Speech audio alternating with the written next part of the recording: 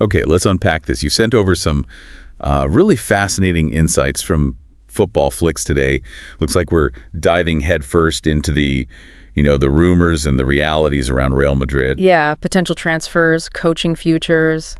It's all in there. Exactly. We're talking about a possible move for Liverpool's Alexis McAllister, some kind of contrasting views on Zubimendi, and a really interesting peek behind the curtain at how the Real Madrid leadership actually thinks about performance and coaching. Right. It's not just about the results, but how they're getting them, it seems. So our mission today is basically to sift through all this, pull out the key bits, and give everyone listening a clear picture of what's being discussed and, crucially, what it all means, right? Absolutely. And what's immediately striking is that gap, isn't it, between the public statements and what might be happening behind closed doors. Definitely highlights the strategy involved. Well, for a club like Madrid, yeah, huge global influence. Okay, let's kick things off with the buzz around Alexis McAllister. The source says his name has come up in discussions at Real Madrid.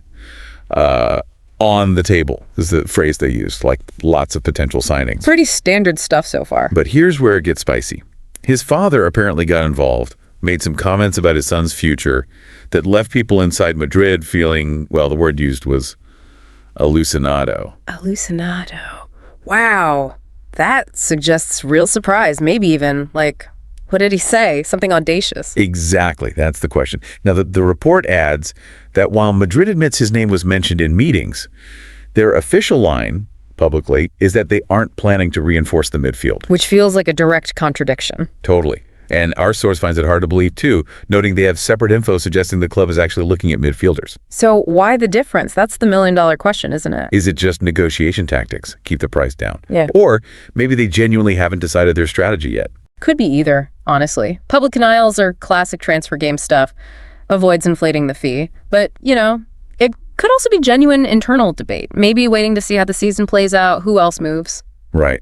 And adding another layer here, the source shares that McAllister himself, apparently, has said he'd like to play in Spain someday. Ah, okay. Interesting timing. Yeah, lines up with his father's comments and his name surfacing at Madrid. But importantly, in one bit of the report, the father doesn't actually name Real Madrid.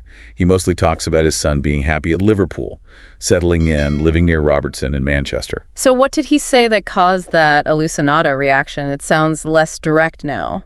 The key phrase seems to be, when he was asked about McAllister leaving Liverpool, he apparently said, "The time will tell." Ah, okay. Not a denial. Exactly. While he stressed the current happiness, that sort of open-ended comment combined with Madrid already knowing McAllister was being discussed, and the player's own reported interest in Spain. Mm-hmm. That probably lit the fuse. So it wasn't him saying he wants Madrid, but more like leaving the door open, which Madrid maybe read a lot into. Seems like it. Left that possibility just hanging there. Gotcha. The report also mentions Real Madrid's usual transfer strategy, doesn't it? Their MO. Yeah, targeting players with a year or less on their contracts, like the Alexander-Arnold links, other examples. Right, and McAllister doesn't fit that mold right now. He's got a longer deal. So the fact they're even, discussing him internally, according to the source, might suggest they see a specific, maybe urgent need. Or they think he's special enough to break their usual pattern. Right. Potentially pay a bigger fee. Could be. If they see him making a huge immediate impact, maybe they're willing to adjust that strategy. It's not set in stone, I suppose. Okay, let's switch gears a bit. Another midfielder mentioned, Zubimendi.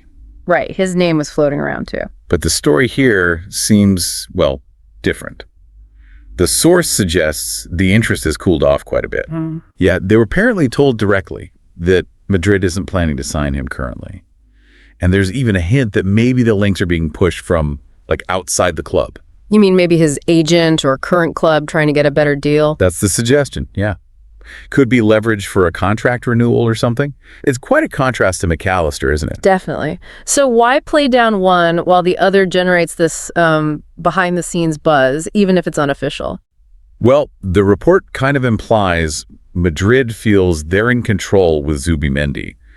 They know the links aren't driven by their own strong interest right now. So they can just dismiss it, avoid getting pulled into something? Seems like it. Whereas the McAllister stuff, maybe because of the father's comments and the internal chat, feels like it has a bit more, substance. Even if Madrid denies publicly. Interesting power play, potentially. Managing the narrative. Okay, now, here's where it gets really interesting, I think. the discussion pivots to the coach, Carlo Ancelotti. Yes. Always a hot topic at Madrid. The source reveals there's some internal debate, maybe even concern, about the team's performance, especially in the big games. What kind of concerns? Key things being flagged, apparently, are the team running significantly less than Champions League opponents. Oof, that's a big metric these days. Pressing intensity, tactical approach. Exactly. And also perceived issues with in-game management, specifically the timing and type of substitutions being made. Right, that intense pressure cooker at Real Madrid. Even a legend like Ancelotti isn't immune if certain stats or decisions raise eyebrows internally. And it's not just fan chatter. The report says even club leadership finds some substitutions, well, perplexing, like bringing on defensive players late when maybe you need a goal, need to change the game's momentum.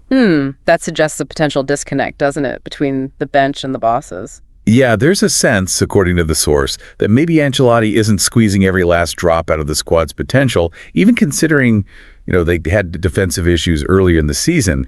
It paints a picture of some unease. Unease that goes beyond just results, more about the process and the tactical choices. High standards. Now, get this for a dramatic twist. The source says Madrid has even thought about a third way for the coaching situation. A third way? What does that mean? Like an interim coach? Specifically just for the Club World Cup, if Ancelotti were to leave and the new permanent manager wasn't ready yet. Wow, that's detailed contingency planning. Who are they thinking of? Solari. Again, shades of his last caretaker spell. Right. It shows a serious level of planning for different scenarios. What does that tell you about their confidence in Ancelotti staying long-term if they're mapping out interim solutions? It speaks volumes, really. It strongly suggests they aren't, let's say, 100% certain about his future and are proactively ensuring there's a plan B, even a plan C. Solari being the name makes sense, familiar face, knows the club, seen as a safe pair of hands for a short period. Okay, and finally, the deep dive touches on Xabi Alonso, the perennial next manager candidate, it seems. Always linked, yeah. What's the latest? Well, the info suggests he's happy where he is currently, but there's apparently a verbal agreement, a sort of understanding that would let him leave if Real Madrid made the call. A gentleman's agreement kind of thing. Seems like it. Interestingly, both sides reportedly deny any recent direct talks, but everyone knows the score. Exactly. There's a strong feeling both parties know the other's intentions. Alonso seems to get that his chance at Madrid depends entirely on Ancelotti's situation. Which makes sense. He has to wait for the seat to become vacant. And the source makes an interesting comparison. Unlike maybe a Guardiola, who might dictate terms when moving, Alonso would probably need to adapt to Real Madrid's timing and conditions. Yeah, that highlights the power dynamic, doesn't it? Even for a highly rated coach like Alonso, Real Madrid is Real Madrid. They tend to set the agenda. It shows a certain respect or patience from Alonso's side, waiting for that opportunity. So wrapping this all up, what does it mean for, the listener trying to stay informed? It's clear the situation at Real Madrid is way more complex, more fluid than just reading transfer headlines. Absolutely. You've got these midfield targets, McAllister maybe being discussed internally while denied publicly, Zubimendi seemingly cooled on.